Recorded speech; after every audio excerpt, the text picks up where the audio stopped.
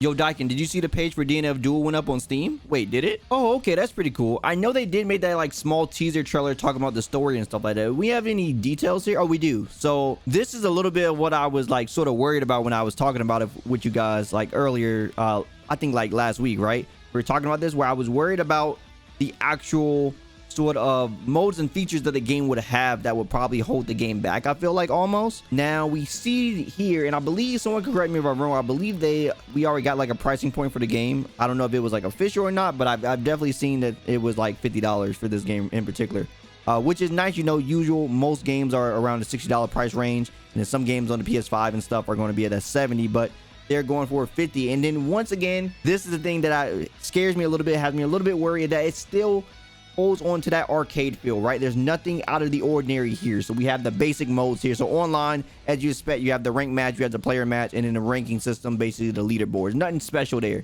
The local match, you got your free battle, which I'm guessing is just like, you know, how you can pick your versus or versus CPU or versus your friends. Then there is the story mode. So this game is going to have an actual story mode. We've seen a little bit of it. There was a trailer for it. Arcade mode, pretty standard right there. Probably like a little character ending here and there. And then survival mode, where you just basically probably beat up the cast in sort of a time trial, or just until you lose or whatever. It's probably one of those. Practice mode, we have training room and tutorial, so nothing crazy. And then a couple of collections mode, which most games have these by now. Your player profile, replay library, a couple of gallery pictures, and some glossary if you care a little bit about the game's lore and where it comes from. So nothing too crazy really here, right?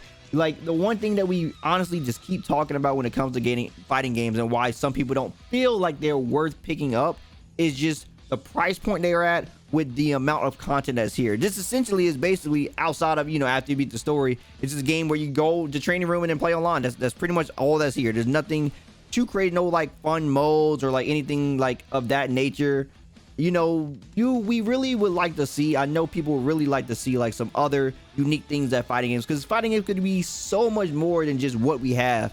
And I think this is the problem that we all still face, is just we're still inside of this like arcade era when it comes to the type of content that we see inside of fighting games. And even from the basic story stuff that we see, even down here, you see in the bottom right, it just seemed like it was almost just like some basic story stuff where you have like the screenshot of the pictures of the characters, and then there's like some of the 3D models mixed in or whatever. It just looks like it's going to be a basic story mode where you're going to get some lore and then probably like a few battles here and there. Nothing too crazy. Now, Grand Blue definitely had a unique RPG mode that was unique. Now, you know, some people don't really care for that content, but it is there for people who do want that type of content. Now, the game does have really good rollback. The rollback was fantastic for this game. That's one thing I do have to say. The rollback was good. The lobby system definitely needed some work, but the rollback felt very good. But is rollback actually enough to make a game sell and actually have a huge player base or a nice consistent player base? I don't think so. That's the one thing that worries me about this game, is I feel like this game is going to have obviously its peak. Every game has its peak when it first comes out. Everybody's hyped for it, and then it's just going to drop off. Now, I don't think it's going to drop off as fast as some other games,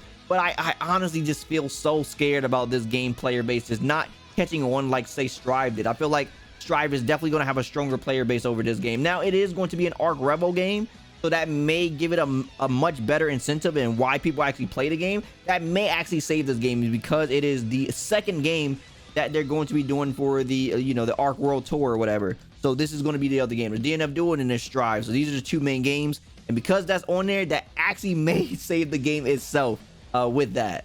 The other thing that worries me, chat, is how little or how weird this game has been promoted compared to like Guilty Gear Strive. You know, Guilty Gear Strive had very good promotion with like the betas, as far as like, you know, getting the VTubers involved. And then of course, you know, we had like, obviously we had multiple betas. They kept talking about the game. They kept showcasing many different things about the game before the game came out.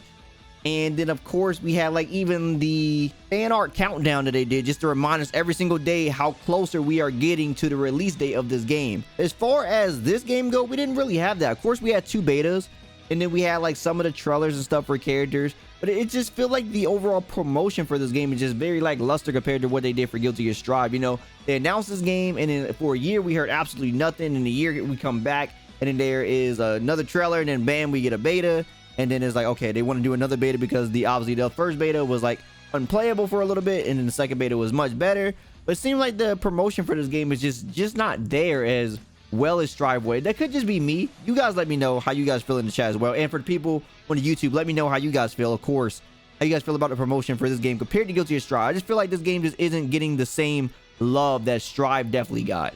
Matter of fact, the entire Twitter page that we all get our information from is actually all in Japanese. Did you guys know that? Like, there's no real like talking to the English audience here that well. Like, sees a violation, brings forth a challenger. They say something right here, and then like of course we see the Steam message. But then like this, all Japanese. The story mode trailers, all Japanese here. Then we see this, all Japanese, all Japanese. Even all this, even with the survey results, they have like the English list, but it's all in Japanese. Like, you would have to literally translate the tweet to even know what they're talking about. So it's like they aren't even sort of acknowledging like the other audiences of the game, even on their social media pages. It just feel like everything's like left out, and it's like really like a game for them almost. I don't know, it just seems like this game just has a weird sort of promotion rather than sort of say like Strive, like I've been saying. Now of course, there's more of one of Arx's side projects because this isn't mainly Team Red or Team Blue, so I guess it would probably be more equivalent base of like a Dragon Ball Fighters. That would be probably a better case scenario to sort of look towards how the actual promotion for this game actually been. But overall, I feel like, I don't know, I don't remember too much about Dragon Ball Fighters promotion. Maybe that game was like weirdly promoted as well, or not as promoted, Guilty Gear Strive as well. But Dragon Ball Fighters, I feel like just has such a strong name. Dungeon Fighters Online definitely has like a big name in like sort of like some of the Asian countries for sure, because it's just a big popular RPG, especially in like Korea and like some other Asian countries. But here in the States, I definitely don't see it has like that much of a popularity, and like people are definitely like seeing the game for the first time and looking up the characters and stuff like that.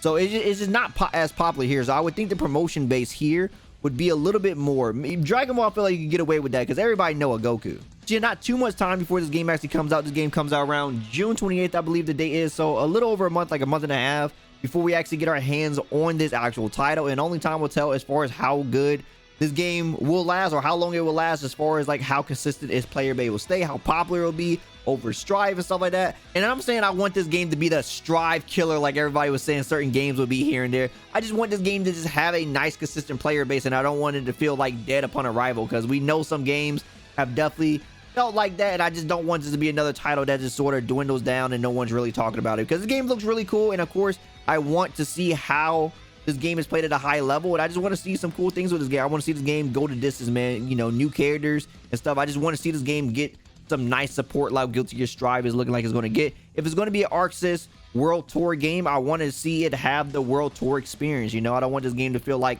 the secondary game, you know, the middle brother. I don't want this to be the middle brother, bro. I want this game to be recognized like Strive is. So hopefully we get that experience with this game, and yeah, like I said, only time will tell for sure. So yeah, I already see some of you guys discussing in the Twitch chat, but for people on YouTube, how you guys feel about this game overall, man? How you guys feel about the modes that we have inside the game? Are you okay? Are you satisfied with just the standard like arcade feel of the game that this game is going to have, or do you wish that it had more? How do you feel overall about this ongoing conversation about fighting games need to have more stuff and stuff like that inside of games to make it worthwhile as price points and stuff? I just want to overall hear what you guys got to say, because that is one of my big worries about this game, just seeing the modes and stuff inside the game. Of course, like I said, the game will probably be $50 from what I've seen. So don't quote me on that, but I'm pretty sure I saw 50. So maybe that will make the price point a little bit more worth it. I don't know. You guys let me know down in the comments below how you guys feel about everything that we say here today. Anyway, if you like anything to say, drop me a like. I really appreciate it. And if you want more from me, all on my socials. Also, don't forget to subscribe and turn notifications so you know the next video goes live. As always, my name is Daikin, and I'll see you next time. Signing out.